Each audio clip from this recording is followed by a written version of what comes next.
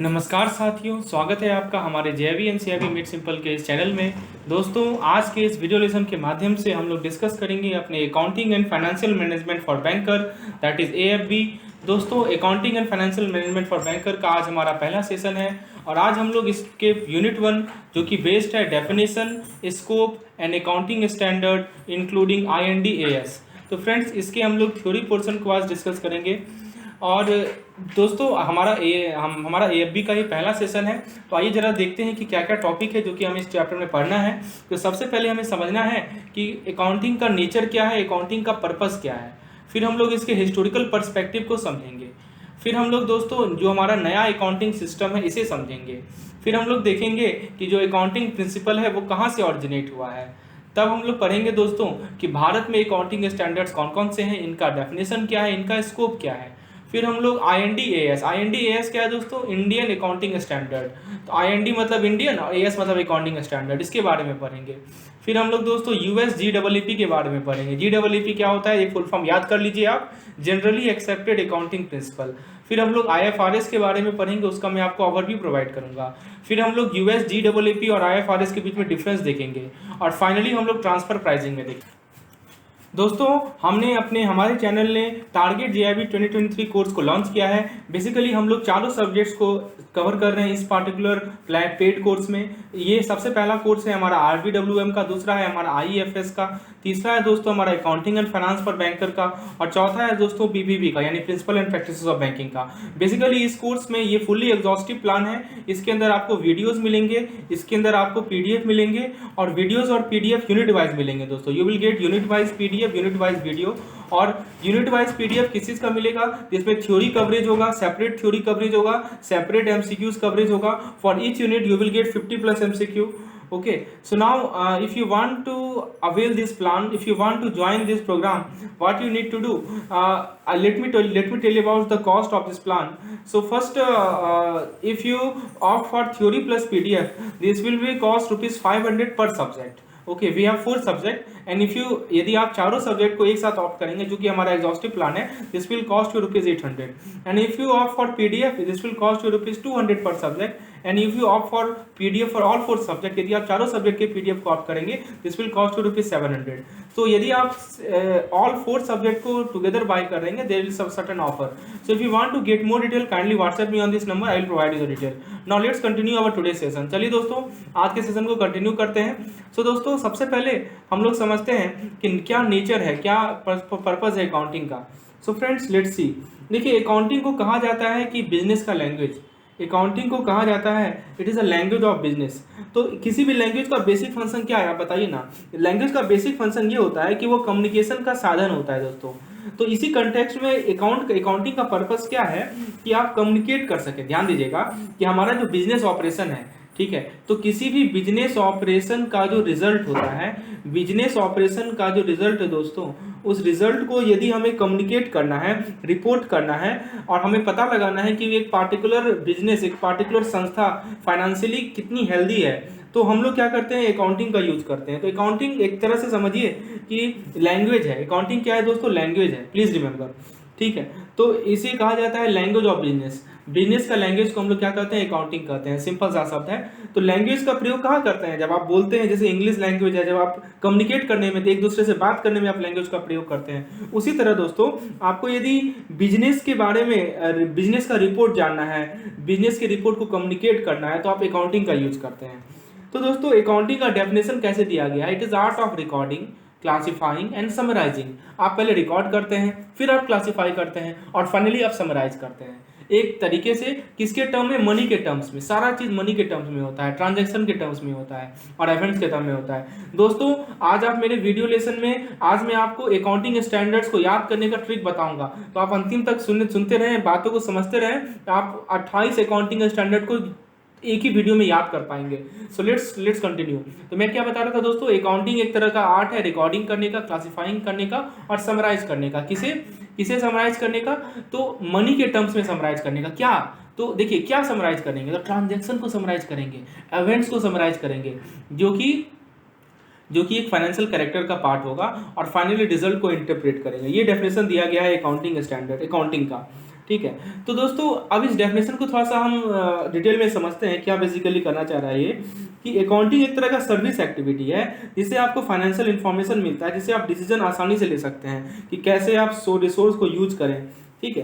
तो अब देखिए बहुत सारे लोग जो है बुक कीपिंग और अकाउंटेंसी को एक ही चीज समझते हैं। एक टर्म है दोस्तों बुक कीपिंग, ठीक है, और एक टर्म है दोस्तों अकाउंटेंसी। सो बहुत सारे लोग अकाउंटेंसी और बुक कीपिंग को एक ही चीज समझते हैं, लेकिन ऐसा नहीं है दोस्तों, इसमें डिफरेंस है। बुक कीपिंग और अकाउंटेंसी सेम नहीं है। अकाउंटेंसी एक वाइडर कॉन्सेप्ट है, ठीक है, और इसके अंदर बुक कीपिंग आता है। तो यदि ये बुक कीपिंग है तो ये अकाउंटेंसी है। तो book keeping is a part of accountancy, please remember. तो बुक कीपिंग का मीनिंग क्या होता है दोस्तों? बुक कीपिंग का मतलब है कि आप जो आपका जो बिजनेस ट्रांजैक्शन है उसे आपने रिकॉर्ड कर रखा है। कहाँ रिकॉर्ड किया है? तो बुक्स में रिकॉर्ड किया है, ओरिजिनल एंट्री के फॉर्म। क्या होता है दोस्तों बुक कीपिंग में? बेसिकली हम लोग क्या करते हैं कि जो बिजनेस के ट्रांजैक्शन है उसका ओरिजिनल एंट्री करते हैं लेजर में, ठीक है। और अकाउंटेंसी में क्या करते हैं दोस्तों? हम लोग अकाउंट को ऐसे कंपाइल करते हैं ताकि हम जो है पूरे बिजनेस के अफेयर को एक जगह शो कर सकें। So let me tell you the difference between book keeping and accountancy. Book keeping में का सिंपल मीनिंग है कि आप जो है ट्रांजैक्शन को लेजर में एंट्री कर रहे हैं। तो जो भी ट्रांजैक्शन है आपने उसे क्या किया कि लेजर में एंट्री कर दिया, तो ये होता है हमारा बुक कीपिंग। और अकाउंटेंसी में क्या होता है दोस्तों? अकाउंटेंसी में आपका कंपाइलेशन होता है। किसका कंपाइलेशन होता है? कंपाइलेशन होता है दोस्तों अकाउंट्स का। अकाउंट्स का कंपाइलेशन इस प्रकार से होता है कि आपको किसी को दिखाना हो कि हाँ हमारा बिजनेस किस स्टेट में है, तो आप उसे दिखा सकें। तो इसीलिए कहा जाता है कि book keeping is a part of accountancy, ठीक है। बुक कीपिंग में एक ट्रांजैक्शन का एंट्री होगा या बहुत सारे ट्रांजैक्शन का एंट्री होगा, लेकिन अकाउंटेंसी में कंपाइलेशन होता है ऐसे अकाउंट्स का। So I think the difference is clear now. अब दोस्तों मैं आपको एक और डेफिनेशन बताता हूँ अकाउंटेंसी का। देखिए अकाउंटेंसी को कहा जाता है दोस्तों, अकाउंटेंसी में आप अकाउंट का कंपाइलेशन करते हैं। अब देखिए आपने सुना होगा फाइनेंशियल स्टेटमेंट्स का, यहाँ देखिए लिखा है ना फाइनेंशियल स्टेटमेंट। तो फाइनेंशियल स्टेटमेंट क्या क्या हो सकता है दोस्तों? फाइनेंशियल स्टेटमेंट में बैलेंस शीट हो सकता है, फाइनेंशियल स्टेटमेंट में प्रॉफिट एंड लॉस अकाउंट हो सकता है, हम लोग आगे डिस्कस करेंगे। फाइनेंशियल स्टेटमेंट में दोस्तों statement of change in financial position हो सकता है, ये इसमें इसके अंदर एक्सप्लेनेटरी स्टेटमेंट हो सकता है। दोस्तों यहाँ सवाल पूछा जा सकता है कि फाइनेंशियल स्टेटमेंट कितने तरह के होते हैं। तो मैं आपको बता दूं कि फाइनेंशियल स्टेटमेंट में एक बैलेंस शीट होता है, दूसरा प्रॉफिट एंड लॉस अकाउंट होता है, तीसरा हमारा एक्सप्लेनेटरी स्टेटमेंट्स होते हैं दोस्तों, एक्सप्लेनेटरी स्टेटमेंट्स होते हैं, एक्सप्लेनेटरी नोट्स होते हैं, शेड्यूल होते हैं, स्केड्यूल होते हैं। तो these are the part of financial statement, ठीक है। तो फाइनेंशियल स्टेटमेंट का ऑब्जेक्टिव ये है कि हम किसी फर्म का, किसी ऑर्गेनाइजेशन का फाइनेंशियल पोजीशन को बता सकें, जानकारी दे सकें, उसके परफॉर्मेंस के बारे में, उसके चेंजेस के बारे में, किसी इंटरप्राइज के चेंजेस के बारे में हम जानकारी दे सकें। अब देखिए जो भी फाइनेंशियल स्टेटमेंट के यूजर्स कौन कौन होते हैं? तो इसके यूजर्स हो सकते हैं income tax department, sales tax department, share holder, investor, business associate, director, banks. तो ये सभी फाइनेंशियल स्टेटमेंट के यूजर्स होते हैं, ठीक है। तो फ्रेंड्स फाइनेंशियल स्टेटमेंट तो आपको समझ में आ गया। आखिर अकाउंटिंग से क्या रिलेशन है फाइनेंशियल स्टेटमेंट का? तो मैंने आपको क्या बताया था कि अकाउंटिंग बेसिकली बिजनेस का लैंग्वेज होता है, राइट। अब बिजनेस का लैंग्वेज है तो कम्युनिकेट कैसे करेंगे? कम्युनिकेशन का कोई तरीका होना चाहिए ना।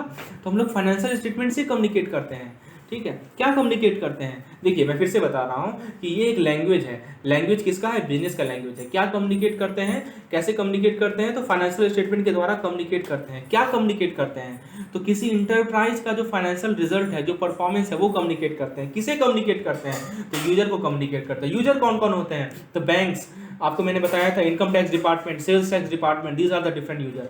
आपको ये एक परफेक्ट डेफिनेशन है, इसमें सब आता है, सब कुछ को इसके अंदर डाल दिया गया है, ठीक है। तो this is the clear definition of accounting. अब दोस्तों आप समझिए, तो सिंपल भाषा में आपने क्या समझा कि अकाउंटिंग एक लैंग्वेज है और हर एक लैंग्वेज का अपना ग्रामर होता है। आपने पढ़ा है ना, जैसे इंग्लिश लैंग्वेज है तो इसका अपना ग्रामर होगा, हिंदी का व्याकरण होता है। सिमिलरली दोस्तों अकाउंटिंग का भी ग्रामर है, अकाउंटिंग का भी रूल्स है, ठीक है। और ये जो रूल्स है इसे ही कहा जाता है अकाउंटिंग स्टैंडर्ड। देखिए कितना सिंपल है समझना। आप अकाउंटिंग चूंकि एक लैंग्वेज है तो लैंग्वेज का अपना रूल्स होगा, ग्रामर होगा, उसी ग्रामर को हम लोग अकाउंटिंग स्टैंडर्ड कहते हैं। इसको शॉर्ट में मैं आपको AS से डिनोट करूंगा। So I think the concept is clear now, ठीक है दोस्तों। अब हम लोग नेक्स्ट टॉपिक पे आते हैं, that is the nature and purpose of accounting. आखिर अकाउंटिंग क्यों पढ़ा जाए और अकाउंटिंग का नेचर क्या है? तो दोस्तों देखिए, कोई भी बिजनेस एंटिटी किस लिए ऑपरेट होती है, उसको प्रॉफिट हो इसलिए ऑपरेट होती है। तो वो क्या करती है कि उसकी जो डे टू डे इवेंट है उसका एक रिकॉर्ड रखती है, उसका एक सिस्टमेटिक रिकॉर्ड रखती है, ताकि वो अपने प्रॉफिट के बारे में, एसेट के बारे में, लायबिलिटीज के बारे में जानकारी ले पाए।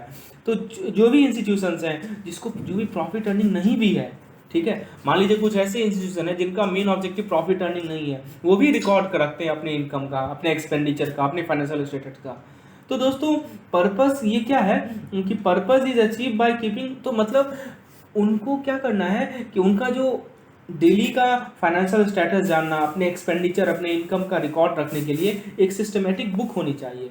तो अकाउंटिंग का मैं आपको बेसिकली क्या क्या अकाउंटिंग के अंदर क्या क्या चीज़ इन्वॉल्व है मैं आपको बताता हूँ। तो सबसे पहले क्या होता है कि हमारा जो बिजनेस ट्रांजैक्शन है उसका सिस्टमेटिक क्लासिफिकेशन, ताकि हम उसे अकाउंट के बुक में रिकॉर्ड कर सकें। दूसरी पॉइंट क्या है दोस्तों, हम इवेंट्स को रिकॉर्ड कर सकें, ट्रांजैक्शन को रिकॉर्ड कर सकें, कहाँ पे, तो बुक ऑफ अकाउंट में। दोस्तों इसी को कहते हैं बुक कीपिंग। अभी मैंने आपको बताया था ना कि बुक कीपिंग के अंदर क्या होता है कि आपके जितने भी ट्रांजैक्शन है, आपके जितने भी इवेंट्स हैं, उसको आप अकाउंट के बुक में रिकॉर्ड करते हैं। इसी पर्पस को, इसी फेनोमेना को हम लोग कहते हैं book keeping. So what is book keeping, please remember, book keeping is the phenomena of recording of events and transaction in the book of account. ठीक है, इसे हम लोग क्या कहते हैं दोस्तों, बुक कीपिंग कहते हैं। अब दोस्तों आपने बुक कीपिंग तो कर लिया, अब जो रिकॉर्डेड इवेंट है उसको समराइज भी तो करेंगे। तो ट्रायल बैलेंस को प्रिपेयर किया जाता है। देखिए लेजर जो है, मैंने आपको बताया ना कि बुक कीपिंग में जो हमारा बुक ऑफ अकाउंट होता है इसे लेजर भी कहा जाता है। तो लेजर में तो आपने ट्रांजैक्शन का एंट्री कर दिया, अब क्या जरूरत होती है कि जो हमारा लेजर है उससे हम ट्रायल बैलेंस बनाए। What is trial balance, trial balance को मतलब कि एक तरह से आप समराइज कर रहे हैं फैक्ट को, ठीक है। अब फिर उसके बाद क्या करेंगे, आप बैलेंस शीट को प्रिपेयर करेंगे, प्रॉफिट एंड लॉस अकाउंट को प्रिपेयर करेंगे। कहाँ से, ट्रायल बैलेंस से। देखिए क्या क्या हो रहा है, मैं आपको स्टेप बाय स्टेप समझा रहा हूँ। तो सबसे पहले आपने क्या किया कि आपके जितने भी ट्रांजेक्शन थे उसको आपने क्लासीफाई किया, ठीक है। क्लासीफाई करने के बाद आपने उसे रिकॉर्ड किया, ठीक है। रिकॉर्ड कहाँ किया, तो रिकॉर्ड आपने किया लेजर में, ठीक है। फिर जब आपने रिकॉर्ड कर लिया फिर आपने उसे समराइज किया, ठीक है। आपने क्या किया दोस्तों, समराइज किया। कहाँ समराइज किया, ट्रायल बैलेंस में, ठीक है। तो आपने क्या बनाया, ट्रायल बैलेंस बनाया, ठीक है। आपने ट्रायल बैलेंस बना लिया दोस्तों। अब ट्रायल बैलेंस से आप क्या बनाते हैं, बैलेंस शीट बनाते हैं, प्रॉफिट एंड लॉस अकाउंट बनाते हैं, ठीक है। तो स्टेप समझिए, मैं फिर से रिपीट कर रहा हूँ, दिस आर वेरी इंपॉर्टेंट दोस्तों। ये आपको ओवरव्यू दे रहा हूँ और पूरा का पूरा अकाउंटिंग इसी पे बेस्ड है, तो आपको फंडामेंटल्स पे क्लियर रखना है। तो देखिए फिर से क्या हो रहा है, आपके पास जितने भी ट्रांजेक्शन है आपने उसे क्लासीफाई किया, आपने उसे रिकॉर्ड किया। रिकॉर्ड कहाँ किया, लेजर में रिकॉर्ड किया, ठीक है। लेजर में जब आपने रिकॉर्ड कर लिया फिर आपने उसे समराइज किया। समराइज कहाँ किया, तो ट्रायल बैलेंस में समराइज किया। ट्रायल बैलेंस से आपने क्या प्रिपेयर किया, बैलेंस शीट प्रिपेयर किया, प्रॉफिट लॉस प्रिपेयर किया। दोस्तों मैं जो जो टर्म आपको बता रहा हूँ ना, सब पे एक एक चैप्टर है। सो अभी मैं आपको बेसिक ओवरव्यू दे रहा हूँ, later on we will study each and every units in detail. Okay, so fine, everything is clear now. So friends आप देखिए कि आपने यहाँ तक तो कर लिया, आपने बैलेंस शीट बना लिया, आपने प्रॉफिट एंड लॉस अकाउंट बना लिया। आखिर इसका फायदा क्या हुआ, तो आप इसे क्या करेंगे, इंटरप्रेट करेंगे। क्या इंटरप्रेट करेंगे, फाइनेंशियल ट्रांजैक्शन को इंटरप्रेट करेंगे रिकॉर्डेड डाटा से, ठीक है। सो this is all about accounting. Accounting का स्टेप मैंने आपको बेसिकली समझा दिया। अब जरा बात करते हैं कि अकाउंटिंग का फीचर क्या क्या है। तो दोस्तों देखिए, अकाउंटिंग तो मैंने आपको बताया है कि ये एक आर्ट है, ये कला है। किस चीज़ की कला है कि आप रिकॉर्ड करें, आप क्लासीफाई करें, आप समराइज करें किसे, बिजनेस के ट्रांजैक्शन को। तो इसमें केवल रिकॉर्डिंग ही नहीं होता है, आप उसको केवल, आपको ऐसा नहीं कि केवल रिकॉर्ड कर दिए हो गया, आपको उसको एक ऑर्डर में रिकॉर्ड करना है, राइट। आपको उसको ऑर्डर में रिकॉर्ड करना है जी। आपको बिजनेस ट्रांजैक्शन को क्लासीफाई करना है अकॉर्डिंग टू देयर नेचर। क्या वो डेबिट अकाउंट है, क्या वो क्रेडिट अकाउंट है, या उसमें कुछ नहीं, कोई ट्रांजैक्शन नहीं है, तो उसके अकॉर्डिंगली आपको उसको क्लासीफाई करना पड़ेगा, राइट। सो फ्रेंड्स इससे आपको क्या होता है कि टोटल परचेज पता चलता है एक पीरियड में, यानी एक पीरियड में कितना परचेज हुआ है ये आपको पता चलता है। तो फ्रेंड्स अब मैं आपको अकाउंटिंग को समराइज करता हूँ। अकाउंटिंग क्या करता है, डाटा को समराइज करता है। आपने जो डाटा बुक ऑफ अकाउंट में रिकॉर्ड किया है उसे समराइज करते हैं और उसको एक सिस्टमेटिक वे में प्रेजेंट करते हैं। अब हमारे पास क्या क्या तरीका है सिस्टमेटिक वे में प्रेजेंट करने का दोस्तों, very very important trial balance है, प्रॉफिट एंड लॉस अकाउंट है, बैलेंस शीट है, कैश फ्लो स्टेटमेंट है। हम लोग इसके बारे में डिटेल में डिस्कशन करेंगे, ठीक है। So we will discuss in detail about all this points. Okay, so trial balance, profit and loss account, balance sheet, cash flow statement, these are different way of presenting the recorded data in systematic form, ठीक है। तो ये accounting का purpose है, ये accounting का main feature है दोस्तों। अकाउंटिंग ट्रांजैक्शन को रिकॉर्ड करता है मनी के टर्म्स में, ठीक है। तो दोस्तों इससे क्या होता है कि रिकॉर्डेड डाटा ज़्यादा मीनिंगफुल लगता है। अब मान लीजिए कुछ ऐसा इवेंट है जिसको आप मनी के टर्म में रिकॉर्ड नहीं कर सकते, तो उसमें क्या होगा, तो उसको हम बुक ऑफ अकाउंट में लिखेंगे ही नहीं, राइट। आपको मैं एक एग्जांपल देता हूं दोस्तों, जैसे मान लीजिए कि एक मैनेजमेंट है और एक वर्कर है, दोनों में कुछ झगड़ा हो गया, तो क्या आप उसे बुक ऑफ अकाउंट में रिकॉर्ड कर पाएंगे? बिल्कुल नहीं कर पाएंगे, ठीक है। तो उसे आप रिकॉर्ड नहीं कर पाएंगे क्योंकि वो मनी के टर्म में एक्सप्रेस नहीं किया जा सकता ना, ठीक है, तो उसे आप नहीं रिकॉर्ड कर सकते हैं। लेकिन दोस्तों ये झगड़ा के कारण हो सकता है कि लॉस ऑफ मनी हो, है ना, आउटफ्लो हो, तो आप मान लीजिए कि जो मॉनेटरी आउटफ्लो हो तो वो से हम लोग रिकॉर्ड करेंगे, जो लॉस होगा मॉनेटरी आउटफ्लो होगा उसे रिकॉर्ड करेंगे। तो दोस्तों अकाउंटिंग जो है केवल ट्रांजैक्शन को रिकॉर्ड करता है मनी के टर्म्स में, किसी और टर्म्स में रिकॉर्ड नहीं करता है। तीसरा कैरेक्टरिस्टिक्स है कि अकाउंटिंग फाइनेंशियल कैरेक्टर के ही ट्रांजैक्शन को रिकॉर्ड करता है। अब जैसे एग्जांपल ले लीजिए, मान लीजिए कि बहुत ही हाई स्पीड कंप्यूटर है, वो एक बिजनेस एंटिटी है, मान लीजिए कि कोई मेसर्स एबीसी कंपनी है, इसने क्या किया, इसने एक हाई स्पीड कंप्यूटर बनाया 1 लाख रुपए में, ठीक है। लेकिन दोस्तों जो बुक ऑफ अकाउंट इनका होगा उसमें जो एंट्री होगा वो कंप्यूटर की एफिशिएंसी को रिकॉर्ड नहीं करेगा, राइट। वो क्या रिकॉर्ड करेगा, वो रिकॉर्ड करेगा वो उसके ब्रांड नेम को रिकॉर्ड नहीं करेगा, वो केवल उसके कॉस्ट प्राइस को रिकॉर्ड करेगा, राइट। मान लीजिए कि इसने डेल का बहुत ही हाई स्पीड कंप्यूटर बनाया, तो क्या उसके आप बुक ऑफ अकाउंट में ये लिखेंगे क्या कि डेल का कंप्यूटर है, हाई स्पीड कंप्यूटर है? ऐसा तो नहीं लिखते हैं, केवल हम क्या लिखते हैं कि 1 करोड़ 1 लाख रुपीज, राइट। तो अकाउंटिंग रिकॉर्ड में जो दोस्तों हमारा जो भी ट्रांजैक्शन होता है केवल फाइनेंशियल कैरेक्टर के ट्रांजैक्शन को रिकॉर्ड करते हैं, ये हमारा तीसरा कैरेक्टरिस्टिक्स है। चौथा कैरेक्टरिस्टिक्स क्या है दोस्तों, कि अकाउंटिंग हमारा फाइनेंशियल डाटा को इंटरप्रेट करता है। जो भी आपने बुक ऑफ अकाउंट में ट्रांजैक्शन डाला है वो अकाउंटिंग इंटरप्रेट करेगा। जैसे मान लीजिए एग्जांपल के तौर पर आप ले लीजिए, ठीक है, एक बैंक है, ठीक है, उसको किसी को लोन देना है, तो लोन देने से पहले क्या करती है, कोई आदमी आया कि हाँ मुझे लोन दो, तो बोलती है ना कि आप अपना, कोई फर्म आया तो फर्म को क्या बोलेगी, अपना बैलेंस शीट दिखाओ। तो देखिए बैंक बैलेंस शीट देखती है ना तब जाके उसको क्रेडिट देती है, राइट। तो बैंक बैलेंस शीट को पढ़ेगी, इसीलिए कहा जाता है कि अकाउंटिंग क्या करता है, फाइनेंशियल डाटा को इंटरप्रेट करता है, ठीक है। तो अकाउंटिंग के द्वारा इंटरप्रेट किया जाता है, तो यही चीज़ मैं समझाना चाह रहा था। तो इसे इंटरप्रिटेशन से क्या होता है कि आप डिसीजन ले सकते हैं, अच्छा डिसीजन ले सकते हैं। तो these are the all features of accounting. तो अभी आपको अकाउंटिंग का फीचर समझा दिया, एक बार फिर से रिकॉल कर लेते हैं दोस्तों। मैंने क्या बताया कि अकाउंटिंग को से डाटा को आप समराइज करते हैं, किन किन तरह समराइज कर सकते हैं, ट्रायल बैलेंस में, प्रॉफिट एंड लॉस अकाउंट में, बैलेंस शीट्स में, कैश फ्लो स्टेटमेंट में, ट्रांजैक्शन मनी के टर्म में एक्सप्रेस होगा, ट्रांजैक्शन केवल फाइनेंशियल कैरेक्टर का रिकॉर्ड होगा, और ट्रांजैक्शन से इस फाइनेंशियल डाटा से हम लोग इंटरप्रेट कर सकते हैं। चलिए अब आपको ये तो समझ में आ गया कि फीचर क्या क्या है। अब पर्पस क्या है, आखिर अकाउंटिंग को क्यों यूज करें? तो सबसे पहला पर्पस है ताकि आप एक सिस्टमेटिक रिकॉर्ड रख सकें। दोस्तों अब कभी कभी ऐसा होता है ना कि जो हमारे फाइनेंशियल ट्रांजैक्शन, जो बिजनेस ट्रांजैक्शन हो रहे हैं उसको याद रखना बहुत ही ज़्यादा दिक्कत वाली बात होती है, राइट। तो अकाउंटिंग इस पर्पस को सर्व करता है, कैसे, रिकॉर्ड कीपिंग करके। So accounting serve the purpose of record keeping, ठीक है। तो केवल रिकॉर्ड कीपिंग पर ही नहीं करता, वो सारे के सारे बिजनेस ट्रांजैक्शन को बुक ऑफ अकाउंट में डालता है। अकाउंटिंग जितने भी एसेट्स हैं उनको रिकॉर्ड रखता है। एसेट क्या होते हैं, जो प्रॉपर्टीज है, जो पोजीशन है आपका, और जो लाइबिलिटीज है उसको भी रिकॉर्ड करता है। लाइबिलिटी क्या होंगे, एक बिजनेस के लिए लाइबिलिटी क्या होगा दोस्तों, वो जो लोन लिया हुआ है, उसके जो डेब्ट्स हैं, उसके जो कर्ज है, वो मैं बात कर रहा हूँ बिजनेस के पर्सपेक्टिव से, बैंक के पर्सपेक्टिव से नहीं, राइट। तो अकाउंटिंग से आप एसेट का, एक फर्म के एसेट का, एक फर्म के लायबिलिटीज़ का आसानी से रिकॉर्ड कर रख सकते हैं। तो ये पहला पर्पज़ है अकाउंटिंग का कि एक सिस्टमेटिक रिकॉर्ड रखने में हेल्पफुल काम आता है। दूसरा पर्पज़ क्या है दोस्तों अकाउंटिंग का, कि आपके जो ऑपरेशंस हैं उसके रिजल्ट को ये असर्टेन कर सकता है। जैसे मान लीजिए कितना प्रॉफिट हमने अर्न किया, कितना लॉस सफ़र हुआ एक बिजनेस में एक पार्टिकुलर पीरियड में, ये हमको अकाउंटिंग हेल्प करता है इसके रिजल्ट्स को असर्टेन करने में। तो इसके लिए क्या होता है दोस्तों, कोई भी बिजनेस एंटिटी जो होते हैं वो एक trading and profit and loss account को प्रिपेयर करते हैं, या इनकम एंड एक्सपेंडिचर अकाउंट को प्रिपेयर करते हैं, जो कि प्रॉफिट या लॉस किसी बिजनेस का शो करता है, राइट।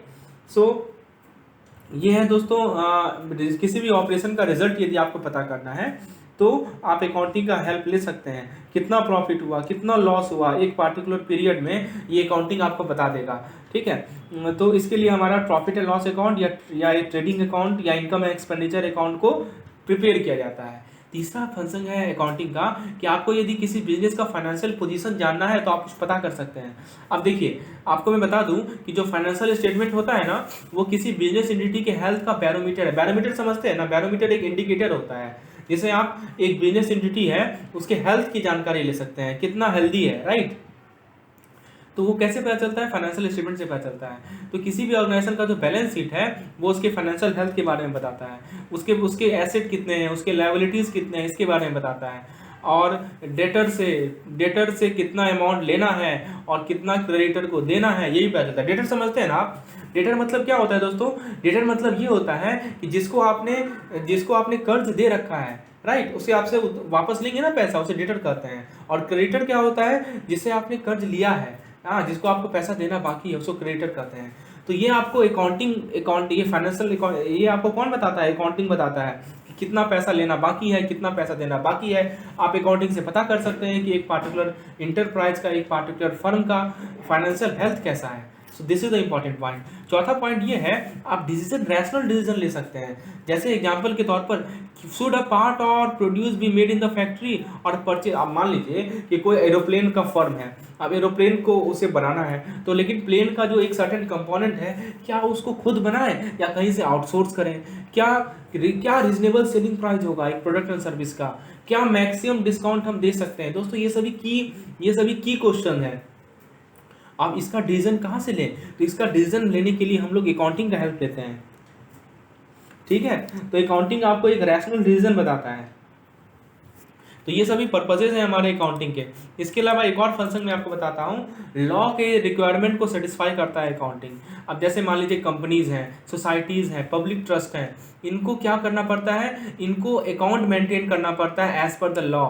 ध्यान दीजिएगा, ये जो कंपनीज हैं, ये सोसाइटीज़ हैं, ये अपने ऑपरेशन को, कुछ लॉज होते हैं जिसके अकॉर्डिंगली इनको काम करना पड़ता है, उसके लिए अकाउंट को मेंटेन करते हैं। अब लॉ के एग्जांपल में आप एग्जांपल ले सकते हैं companies act, society act, public trust act, ठीक है। तो इन सभी लॉ के अकॉर्डिंगली इन सभी इंटिटीज़ को अपना अकाउंट मेंटेन करना होता है। तो लॉ के रिक्वायरमेंट को सेटिस्फाई करने के लिए अकाउंट को मेंटेन करना काफ़ी आवश्यक है। तो दोस्तों मैंने आपको 5 पर्पजेज बताए अकाउंट के, एक बार क्विकली रिकॉल कर लें। तो सबसे पहले मैंने आपको बताया सिस्टमेटिक रिकॉर्ड रखना, उसके बाद मैंने आपको बताया कि किसी ऑपरेशन के रिजल्ट्स को असर्टेन करना, कि हम कुछ करेंगे तो उसका रिजल्ट क्या होगा, राइट। जैसे प्रॉफिट एंड लॉस जाने के लिए प्रॉफिट एंड लॉस अकाउंट को बनाया जाता है। उसके बाद यदि आपको किसी बिजनेस फर्म का फाइनेंशियल हेल्थ जानना है तो वो भी पता करेगा, आपको बताएगा अकाउंट। उसके बाद दोस्तों यदि आपको रैशनल डिसीजन लेना है तो वो भी आप अकाउंट से ले सकते हैं, और आपको लॉ की क्या रिक्वायरमेंट है उसे सेटिस्फाई करना है तो भी आप अकाउंट का हेल्प ले सकते हैं। मैं आपको थोड़ा हिस्ट्री में लेकर चलता हूँ और मैं आपको बताता हूँ कि बेसिकली अकाउंटिंग कहाँ से ऑरिजिनेट हुआ है, ठीक है। तो दोस्तों अकाउंटिंग का ऑरिजिन यदि हम बात करें तो बहुत ही एंशियंट डे से ये ऑरिजिनेट हुआ है। तो जब पैसा का यूज़ शुरू हुआ, ठीक है, तब से ये शुरू हुआ है अकाउंटिंग का, ठीक है। अब दोस्तों मैं आपको हिस्टोरिकल पर्सपेक्टिव में बता दूं तो एक इवोल्यूशनरी पैटर्न है। अब दोस्तों there are different types of accounting, there are 4 phases. तो आपको मैं 4 फेज बताता हूँ। देयर आर 4 फेजेस, 4 फेजेज हैं अकाउंटिंग के इवैल्यूएशन में। तो सबसे पहला अकाउंटिंग है वो है एस्टीवार्डशिप अकाउंटिंग।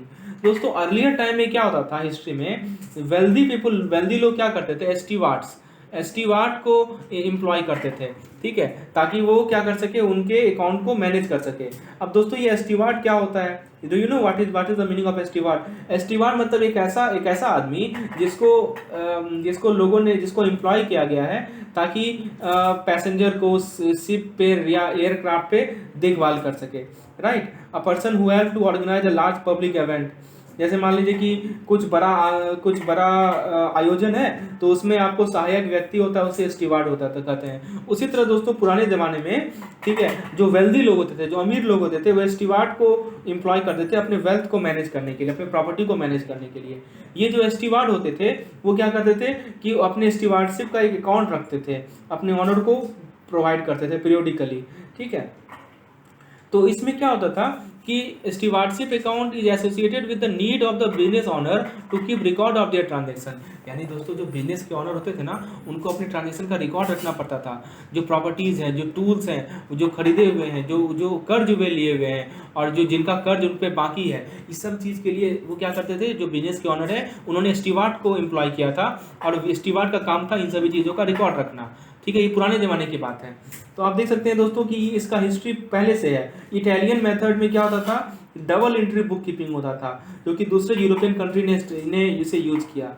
तो ये आपको मैं स्टीवार्डशिप अकाउंटिंग के बारे में बताया। अब दूसरा जो हमारा फेज है वो है फाइनेंशियल अकाउंटिंग। मैंने आपको बताया ना कि 4 फेजेज हैं हिस्टोरिकल पर्सपेक्टिव में। तो दूसरा फेजेज है हमारा फाइनेंशियल अकाउंटिंग।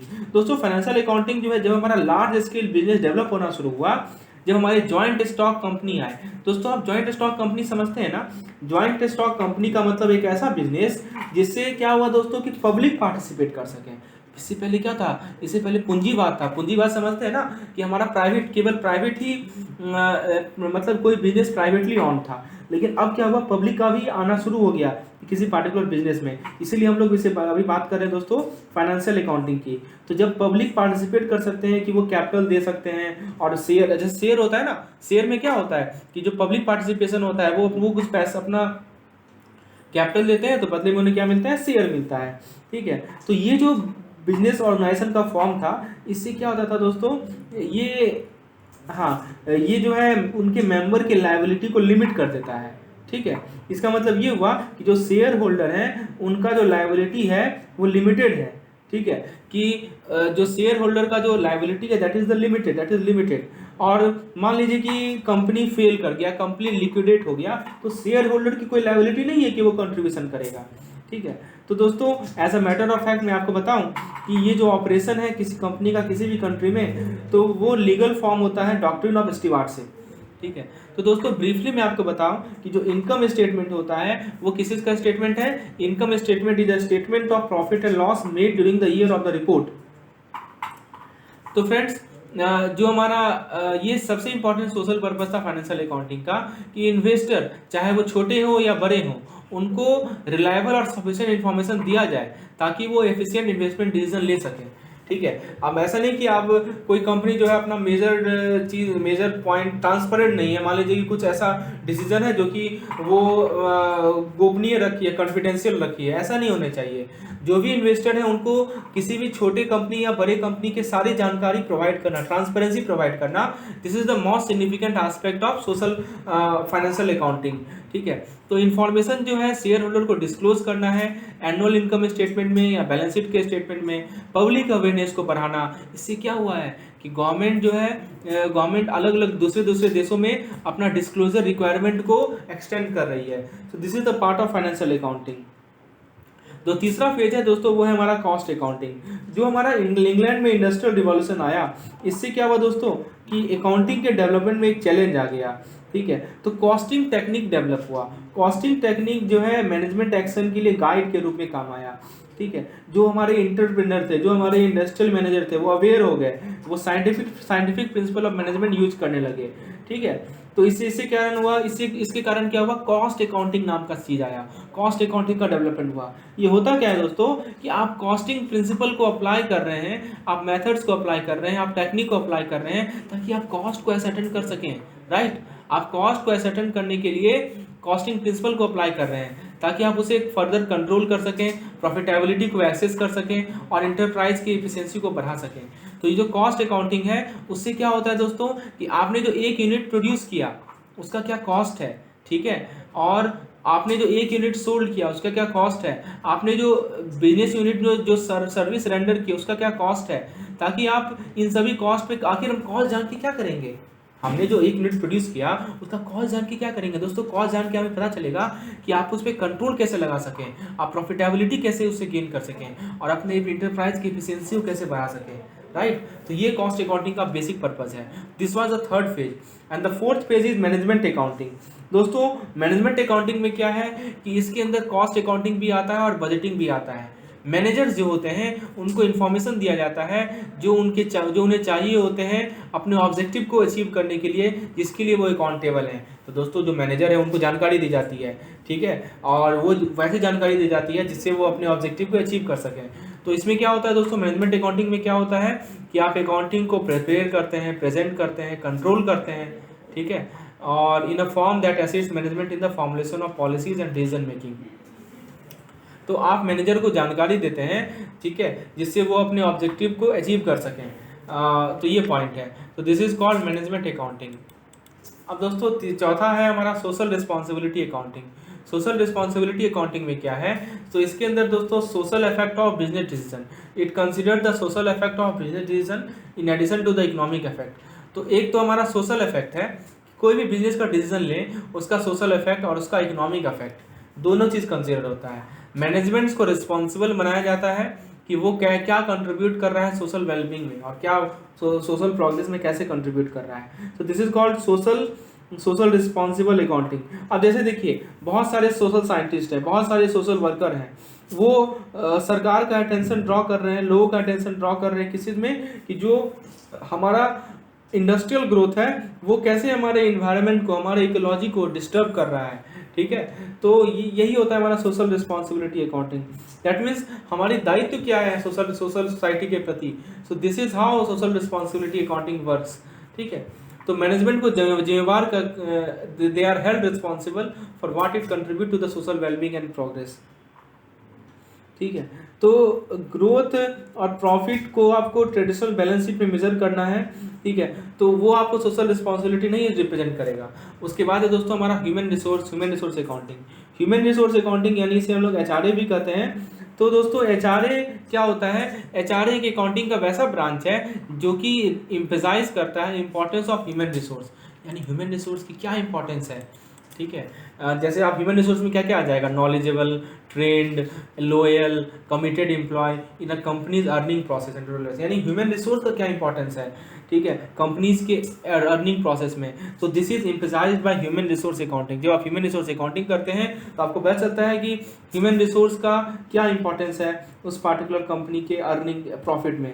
तो आप क्या करते हैं कि आप डाटा प्रोवाइड करते हैं ह्यूमन रिसोर्स के बारे में और इस इंफॉर्मेशन को इंटरेस्टेड पार्टीज को प्रोवाइड करते हैं। ठीक है, तो इसके अंदर क्या होता है कि it involves accounting for the investment in people. आप लोगों में क्या इन्वेस्ट कर रहे हैं, आप अपने एम्प्लॉय में क्या इन्वेस्ट कर रहे हैं, और रिप्लेसमेंट कॉस्ट, आप मान लीजिए एक एम्प्लॉय को रिप्लेस किए उसकी की कॉस्ट है। ठीक है, as well as accounting for economic value of people to organisation. HRA एक मैनेजरियल टूल है जो कि आपको वैल्यूएबल इंफॉर्मेशन प्रोवाइड करता है किसे? टॉप मैनेजमेंट को, ताकि वो डिसीजन ले सके regarding the adequacy of human resource. तो HRA के द्वारा जो हमारे टॉप मैनेजमेंट होते हैं वो डिसीजन ले पाते हैं कि ह्यूमन रिसोर्स हमारे पास एडिक्वेट है या नहीं है। और आपको पता ही है कि एक अच्छा ह्यूमन रिसोर्स यदि परफेक्ट है तो कंपनी के अर्निंग को वो थ्रेशोल्ड बढ़ा सकता है, बहुत ही मल्टीफोल्ड कर सकता है। उसके बाद दोस्तों हमारे पास इन्फ्लेशन अकाउंटिंग होता है।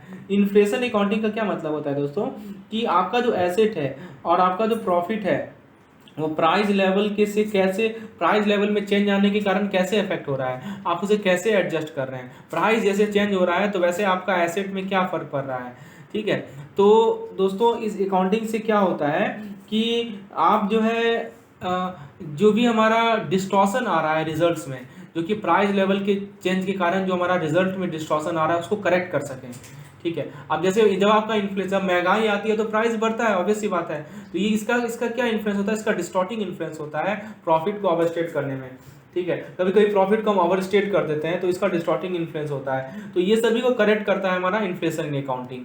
अब दोस्तों हम लोग बात करते हैं कि नया अकाउंटिंग सिस्टम, इसमें क्या है दोस्तों? इसमें सबसे पहला बात आता है वैल्यू अकाउंटिंग का। वैल्यू अकाउंटिंग का मतलब क्या होता है दोस्तों कि आप इंडिविजुअल कंट्रीब्यूशन को इवैल्यूएट करते हैं, उसे कैप्चर करते हैं ताकि आप एक प्रोडक्ट को क्रिएट कर सकें और देखते हैं कि क्या कंट्रीब्यूशन टेंजिबल है या इनटेंजिबल है, और इसको आप नॉर्मली परसेंटेज पे मेंशन कर सकते हैं इस कंट्रीब्यूटर को। मैं आपको इसे एग्जांपल से समझाता हूँ।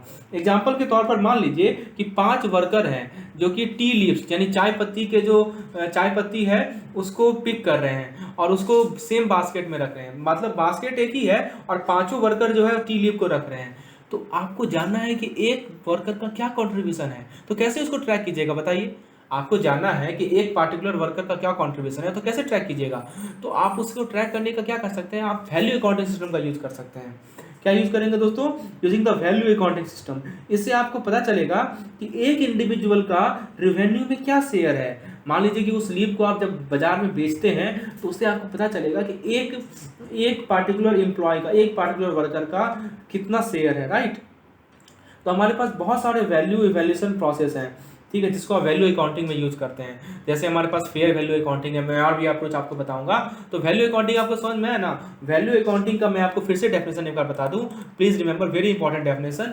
इससे आप पता कर सकते हैं कि इंडिविजुअल कंट्रीब्यूशन क्या है दोस्तों, इसीलिए मैंने इसे हाईलाइट किया है। आप इस पीडीएफ में देख सकते हैं दोस्तों, सारा इंपॉर्टेंट पॉइंट हाईलाइटेड है। Okay, so if you want to revise the entire PDF at one go, you can easily revise it because value accounting deals with individual contribution.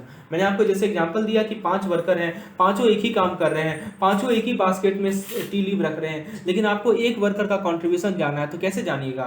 उसके लिए आप वैल्यू अकाउंटिंग को यूज करेंगे. So I think the concept is clear now. अब दोस्तों बात करते हैं हम लोग फेयर वैल्यू अकाउंटिंग की. दोस्तों किसी एसेट का यदि आपको फेयर वैल्यू के बारे में जानना है, what is fair value? Fair value दोस्तों एक एस्टिमेटेड प्राइस होता है जिस प्राइस पे उस एसेट को आप बेच सकते हैं करंट मार्केट कंडीशन में, यानी वर्तमान में हमारी मार्केट में जो कंडीशन है उसमें आप किसी एसेट को किस प्राइस पे बेचते हैं वही उस एसेट का फेयर वैल्यू होता है. ठीक है. उसी तरह किसी लायबिलिटी का फेयर वैल्यू का मतलब क्या हुआ कि हमारे करंट मार्केट कंडीशन में किसी लायबिलिटी को आप किस अमाउंट पे सेटल करते हैं वही उस लायबिलिटी का फेयर वैल्यू होता है. तो हमारे पास बहुत सारे अप्रोच हैं जिससे आप उस फेयर वैल्यू को डिटरमाइन कर सकते हैं. दोस्तों बहुत सिंपल है.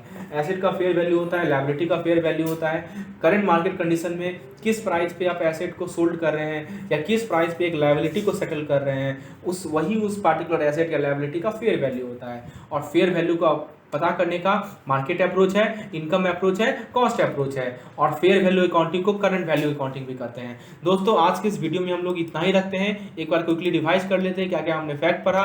दोस्तों हमारा यही मेथोडोलॉजी होता है, पहले मैं आपको समझाता हूं और फिर एक क्विकली रिवाइज करवाता हूं. So let's see whatever topic we have discuss now, let's see from beginning. So friends मैंने आपको बताया कि अकाउंटिंग होता क्या है, अकाउंटिंग और बुक कीपिंग में क्या बेसिकली डिफरेंस होता है. अकाउंटिंग एक लैंग्वेज है. अकाउंटिंग किसका लैंग्वेज है दोस्तों? अकाउंटिंग दोस्तों बिजनेस का लैंग्वेज है, और बिजनेस की लैंग्वेज के लिए ग्रामर होते हैं, उसको हम लोग अकाउंटिंग स्टैंडर्ड कहते हैं. कुछ नियम होते हैं उसको हम लोग अकाउंटिंग स्टैंडर्ड कहते हैं. मैंने आपको समझाया कि अकाउंटिंग का क्या क्या पर्पज है, अकाउंटिंग में क्या क्या स्टेप है. सबसे पहले हम लोग क्लासिफिकेशन करते हैं, फिर रिकॉर्डिंग करते हैं, रिकॉर्डिंग को हम लोग बुक कीपिंग कहते हैं, फिर हम लोग समराइज करते हैं, समराइज को हम लोग ट्रेल बैलेंस कहते हैं, फिर हम लोग बैलेंस शीट प्रिपेयर करते हैं, profit and loss account prepare करते हैं, फिर हम लोग उसे इंटरप्रेट करते हैं. तो these are the step which is involve in accounting. फिर मैंने आपको फीचर्स बताया कि अकाउंटिंग को यदि आपको डाटा को समराइज करना है तो उसको एक सिस्टमेटिक वे में प्रेजेंट कर सकते हैं, ट्रायल बैलेंस में, प्रॉफिट एंड लॉस अकाउंट में, बैलेंस शीट में, कैश फ्लो स्टेटमेंट में. अकाउंटिंग का फीचर ये है कि उसको मनी के टर्म में एक्सप्रेस किया जाएगा. अकाउंटिंग में फाइनेंशियल कैरेक्टर के ट्रांजेक्शन को केवल रिकॉर्ड किया जाता है. अकाउंटिंग से डाटा को आप इंटरप्रेट कर सकते हैं. अकाउंटिंग के पर्पस के बारे में आपको बताएं, सिस्टमेटिक रिकॉर्ड रखना, ऑपरेशन के रिजल्ट को बताना, फाइनेंशियल पोजीशन बताना कि हेल्दी है कि नहीं हेल्दी है, आपको रैशनल डिसीजन लेना, उसके बाद आपको लॉ के रिक्वायरमेंट को सेटिस्फाई करना. ये सभी में अकाउंटिंग आपके हेल्प करता है. हिस्टोरिकल पर्सपेक्टिव में आ जाए तो स्टीवार्डशिप अकाउंटिंग मैंने आपको बताया कि कुछ पुराने जमाने के लोग, कुछ पुराने जमाने के वेल्दी पीपल स्टीवार्ड्स को रखते थे ताकि वो उनकी कितनी एसेट है, उनकी कितनी लायबिलिटीज़ है, इसका वो अकाउंट रख सकें, इसका वो बुक कीपिंग कर सकें, इसका वो रिकॉर्ड रख सकें. दूसरा मैंने आपको बताया इसके 4 फेजेस थे. पहले स्टीवार्डशिप अकाउंटिंग था, इसके बाद फाइनेंशियल अकाउंटिंग मैंने आपको बताया, उसके बाद दोस्तों मैंने आपको कॉस्ट अकाउंटिंग बताया, फिर मैं आपको मैनेजमेंट अकाउंटिंग समझाया, फिर मैंने आपको सोशल रिस्पॉन्सिबिलिटी अकाउंटिंग समझाया, और फिर मैंने आपको ह्यूमन रिसोर्स अकाउंटिंग समझाया. इन्फ्लेशन अकाउंटिंग की बहुत इंपॉर्टेंट रोल प्ले करता है. फिर लास्टली मैंने आपको अभी वैल्यू अकाउंटिंग समझाया. So this were all about today session. If you want such type of videos, so kindly WhatsApp me on this number. I will provide you such type of videos for each and every unit, including MCQs also. Thank you for listening to this lecture. We will meet soon.